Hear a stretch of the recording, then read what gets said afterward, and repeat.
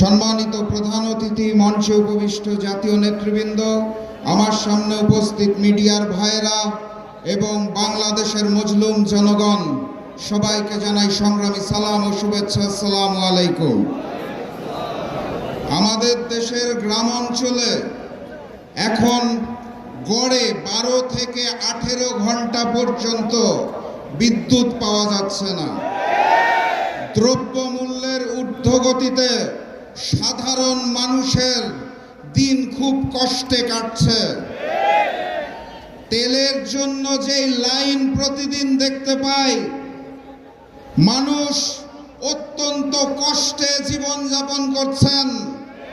সেই সময়ে সরকার আমাদেরকে বলতে চায় জ্বালানির পর্যাপ্ত মজুদ রয়েছে।